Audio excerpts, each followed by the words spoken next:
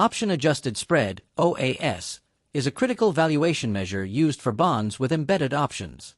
Unlike the Z-spread, which assumes fixed cash flows and zero interest rate volatility, OAS accounts for the impact of embedded options by incorporating multiple interest rate scenarios. OAS represents the constant spread added to each path of benchmark interest rates that equates the model value of a bond to its market price. Because embedded options affect expected cash flows, OAS isolates compensation for credit and liquidity risk after removing the value of the option itself. As a result, OAS provides a more accurate measure of relative value for option-embedded bonds. The relationship between OAS and Z-spread depends on the nature of the embedded option.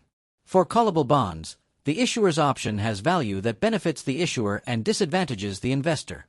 Consequently, the Z-spread includes compensation for both credit risk and the embedded call option, making it larger than the OAS. In contrast, for putable bonds, the embedded put option benefits the investor and increases the bond's value. As a result, the OAS may exceed the Z-spread. Analysts use these relationships to determine whether a bond is trading cheaply or richly relative to comparable securities and benchmark curves. The valuation of bonds with embedded options begins by constructing an arbitrage-free interest rate tree calibrated to the current term structure and volatility assumptions. The model generates possible future interest rate paths and determines whether options are exercised along each path.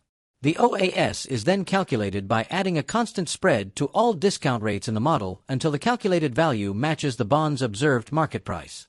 If a bond's OAS is relatively high compared with similar securities, investors may conclude that the bond offers attractive compensation for credit and liquidity risks, assuming model assumptions are appropriate.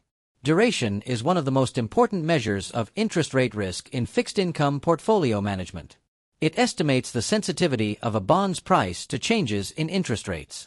Generally, duration approximates the percentage change in bond price resulting from a small change in yield. Bonds with longer durations experience greater price volatility when interest rates change. Duration therefore serves as a key tool for risk management, asset liability matching, portfolio construction, and performance analysis. Because interest rates are a primary driver of bond prices, understanding duration is essential for evaluating and managing fixed income investments effectively. Several forms of duration are used in practice, depending on the characteristics of the security being analyzed. For option-free bonds, modified duration provides a useful approximation of price sensitivity to yield changes. However, for bonds with embedded options, effective duration is generally preferred because it captures changes in expected cash flows resulting from interest rate movements. Effective duration measures price sensitivity by evaluating bond values under scenarios where benchmark rates rise or fall while allowing embedded options to be exercised optimally. This approach provides a more realistic estimate of interest rate risk for complex fixed income securities. Effective duration assumes parallel shifts in the entire yield curve and therefore measures exposure to level risk. A bond with a high effective duration is highly sensitive to broad changes in market interest rates. However, yield curves rarely move in perfectly parallel fashion. Different maturities may experience varying rate changes, causing shifts in slope or curvature. As a result, relying solely on effective duration may fail to capture important sources of risk.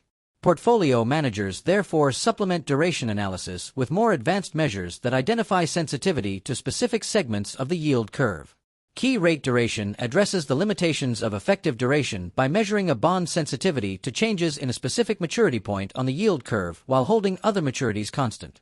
For example, analysts may calculate separate key rate durations for 2-year, 5-year, 10-year, and 30-year benchmark rates. This approach allows portfolio managers to identify where interest rate exposure is concentrated.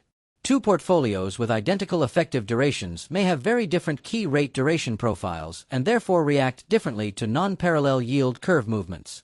Key rate duration is particularly useful for managing yield curve risk and implementing active interest rate strategies.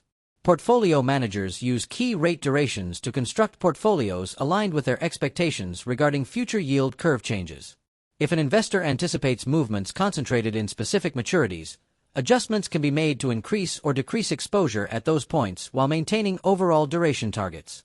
Key rate duration also supports hedging strategies by matching sensitivities between assets and liabilities across multiple maturity segments. Together, option-adjusted spread, effective duration, and key rate duration form a comprehensive framework for evaluating fixed income securities. These measures help analysts assess valuation, identify sources of risk, and manage portfolios more effectively in changing interest rate environments.